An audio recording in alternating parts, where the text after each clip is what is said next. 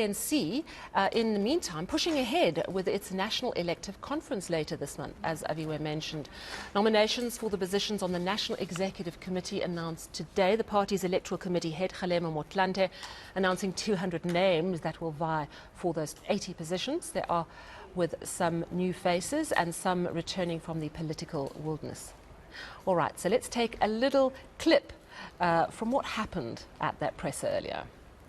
This list is work in progress because the vetting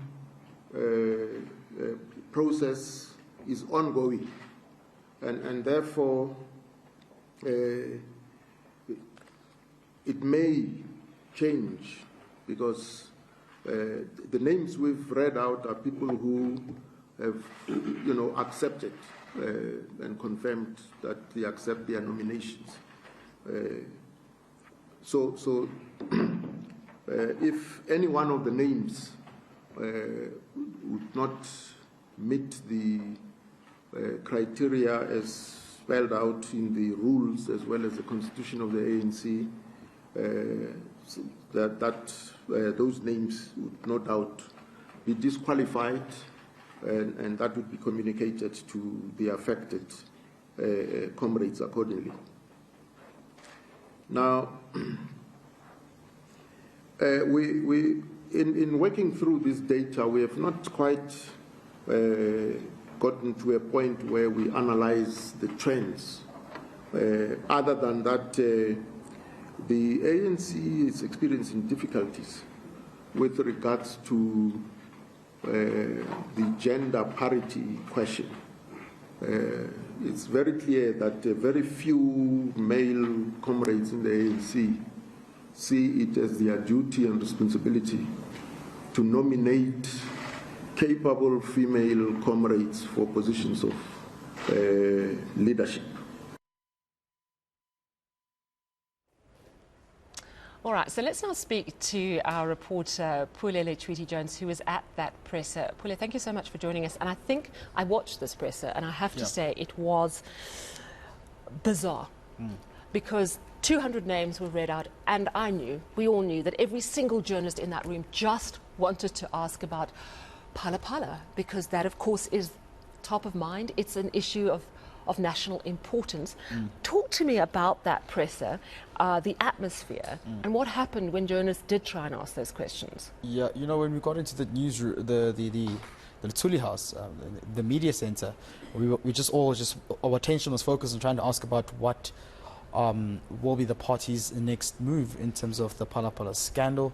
Now that it is declared that there's prima facie evidence that the president did violate some of the laws in the constitution, and perhaps what happens now for the party. And the spokesperson, Pule Mabe, said that he would not be addressing that at that particular moment, that the center at that time was around the additionals and members of the NEC as well, who will be partaking at the national conference to be voted as NEC members.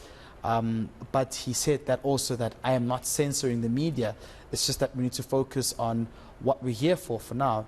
You get a sense that the former president, Kgalema Motlanthe, did want to address and talk about it, but the spokesperson, being Pule Mabe, of course, did all he can to shield the organization from actually responding to that.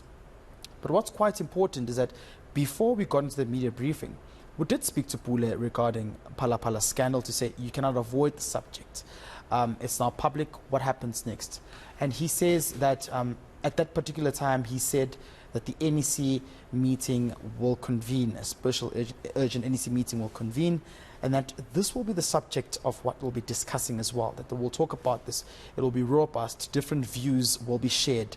And he did say that it will convene at 7 p.m. then. But during the briefing, he then twisted his words to say he doesn't know if it will happen tonight or tomorrow. So there's still that non-confirmation as to what will be happening, but he did say to us it will be happening today, and we understand it will be taking place virtually at 7 p.m. But most importantly, again, Sally, what Pule had said at that particular moment is that they would be looking into Phala Phala scandal and to see how the party can move on going forward, and that the mood around it was to actually address this issue because it implicates the party's number one, being the president, Cyril Ramaphosa. Yeah, he got really cross with the journalists at one point because the journalists were doing what every journalist should do, which is ask the most important question.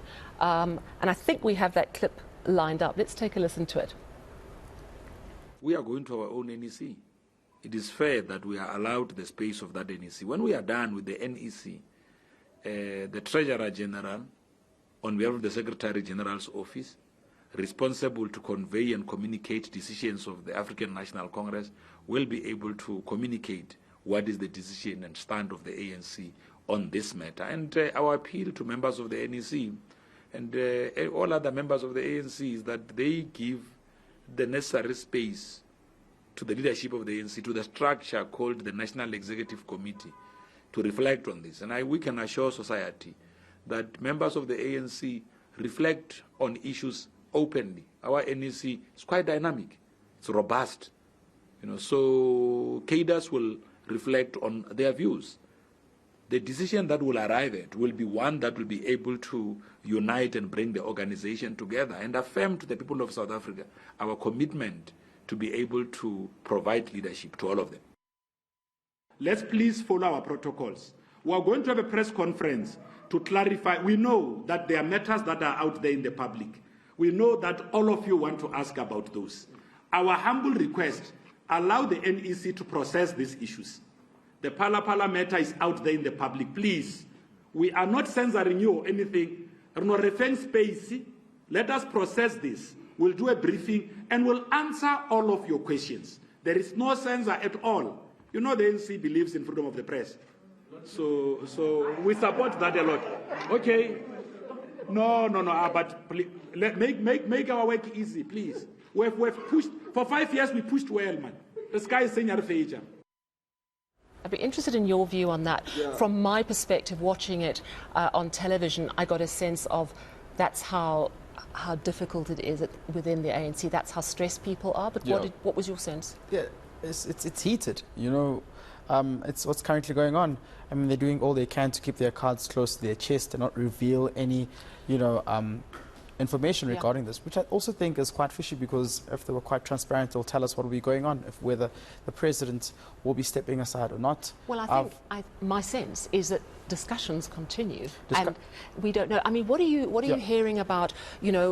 Is the president going to speak to us today? Yeah. Is he going to wait till after that NEC meeting? What are you hearing? Remember, within the ANC, there's factions already, so you have to be very careful as to who you listen to or not as well. Some are saying that the president will be resigning. Some are saying that the president is currently being briefed on what measures to take, and probably perhaps take that report on judicial review and not resign. So that's the speculation that's arising.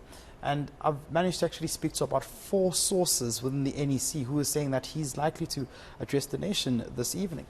So it will be important to see how the next couple of hours and minutes will unfold, because every minute is crucial as to what is being currently discussed regarding his fate as a president of the ANC and of the country as well. Yeah, and we've seen our rand drop 3% just since that news came through, which of course we're going to unpack in our business section just a little bit later. Thank you very much for that update, Pule Letshwiti-Jones. Now, still to